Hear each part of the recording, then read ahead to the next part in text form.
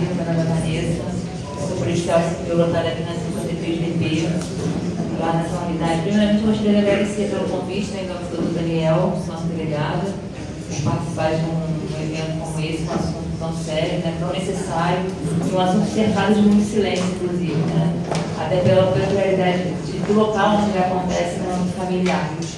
Na 53 eu trabalho fazendo oitivas de crianças vítimas de abuso sexual.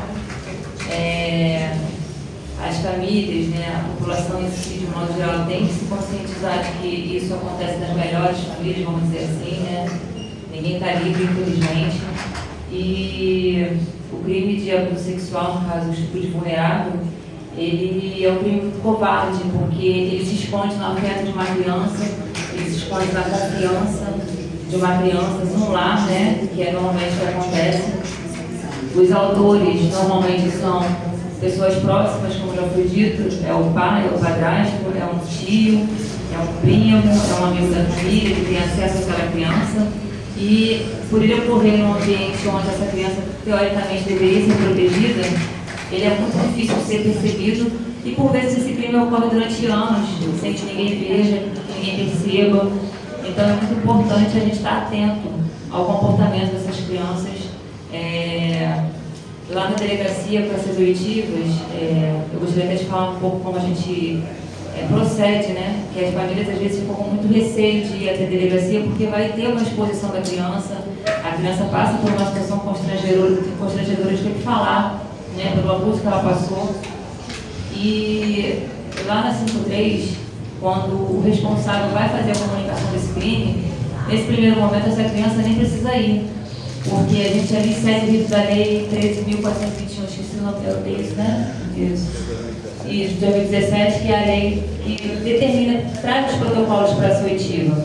E a gente segue esses protocolos, então, nesse primeiro momento, essa criança não vai ser ouvida, o plantonista vai fazer o registro de ocorrência com o responsável, com as informações que ele tem, que às vezes é muito vago o que a criança falou, ou que a escola tomou conhecimento, e vai narrar ali. Posteriormente, a gente entra em contato com essa família, para essa família levar essa criança. A gente agenda um dia com um horário que seja melhor para essa criança.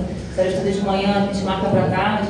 Se ela estuda à tarde, a gente marca para amanhã, para poder facilitar. E a sessão oitiva é gravada, a gente faz uma oitiva gravada. No primeiro momento, a gente conversa com o responsável, para ele autorizar a nossa conversa. Você vai ter essa conversa com a criança sozinha, numa sala reservada.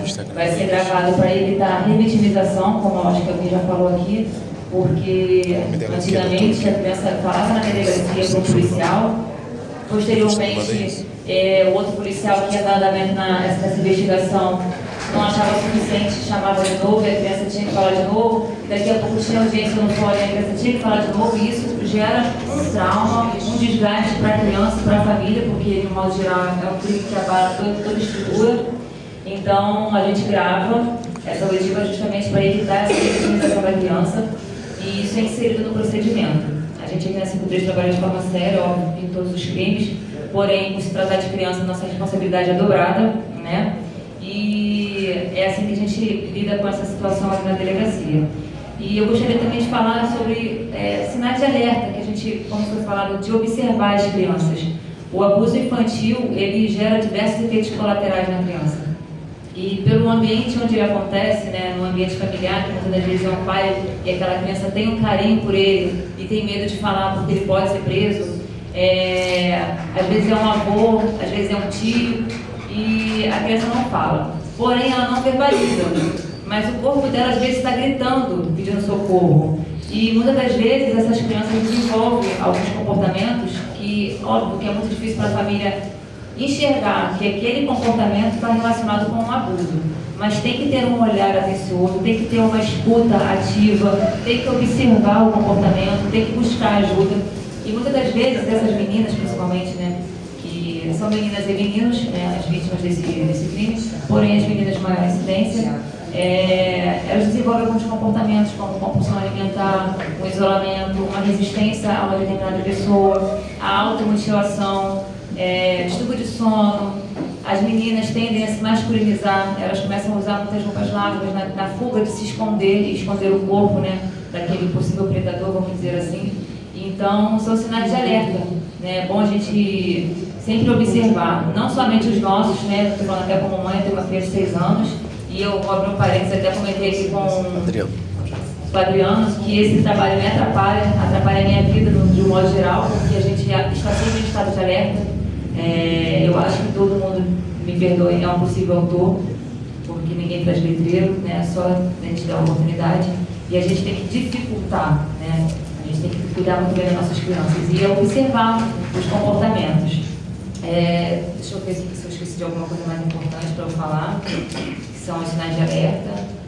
Na verdade, a gente, como sociedade, de um modo geral, tem que estar muito alerta a esses comportamentos.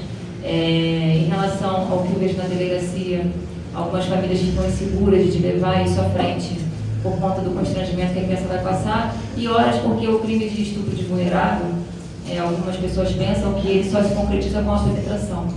E isso não é uma verdade. Muitas das vezes o autor ele se apega no laudo negativo, né, porque a criança vai fazer o exame de corpo de delito, e se o estupro de vulnerável naquele caso tivesse sido apenas, não que não seja grave, mas não houve penetração, ele passou a mão, ele botou a boca, ele passou o pênis no bumbum do menino, isso não deixou vestígio, mas não deixa de ser caracterizado o crime de estupro. Então é muito importante que mesmo assim denunciem, vão até a delegacia para poder a gente dar, né, andamento, e deixe que a polícia faça esse trabalho de investigar, né, fazer o oitiva da criança, e o autor ele se vale muito disso, né, em relação à questão do laudo, porque dá negativo. E é óbvio que tem um caso como o passar a mão, a carícia, isso tudo já configura o crime, vai dar negativo.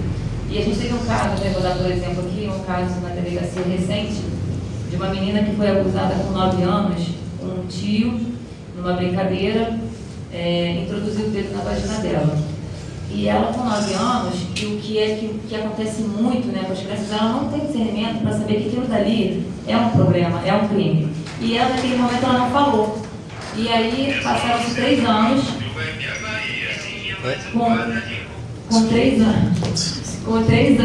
passados 3 anos, foi quando ela teve o entendimento de que aquilo dali era um crime, era um problema. Ela conversou com os pais, graças a Deus esses pais acolheram essa menina com 12 anos, foi quando ela contou. E aí foram à delegacia, comunicaram o crime e a gente deu um andamento. E quando ela recebeu a requisição de exame de corpo de delito para ser feito na menina, a mãe ficou insegura de fazer, a mãe não estava achando necessário pelo prazo, que já havia passado de 3 anos, né? E, para surpresa dela, esse laudo foi positivo com uma lesão, uma ruptura no ímen antiga. Ou seja, a mãe não estava levando em consideração, né, ali por conta do tempo, e na verdade deu um laudo positivo, caracterizado uma lesão antiga. Então, assim, deixe que a polícia faça o trabalho. Né? A amiga ali comentou que não teve, acho que um atendimento na delegacia de Jacarepaguá. Foi, assim, a Polícia Civil está investindo muito em muitos policiais para ser capacitados para poder realizar o oitiva especializado.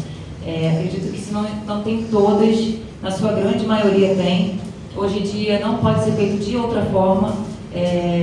Se não chegar no momento da feitura do registro, essa criança não vai ser ouvida no plantão, vai ser marcada para poder essa criança ser ouvida. Pode ter sido o que aconteceu no seu caso, não foi ouvida na hora, mas pode ter sido remarcado. Mas é muito importante que a gente denuncie, que a gente acolha, principalmente, a gente acolha essas crianças quando vier um assunto desse. A gente, como responsável, como sociedade de modo geral, as nossas crianças, filhos, sobrinhos, amigos, né? O mundo nos direitos do nosso umbigo, a gente tem que estar alerta ao nosso redor também. Então é muito importante, quando chegar algo nesse sentido, acolher essa criança, porque já vi ali na delegacia casos em que a mãe invalidou completamente o depoimento da filha. Era um caso ali que foi recente, um casal, era uma menina e um menino, o padrasto abusou durante anos.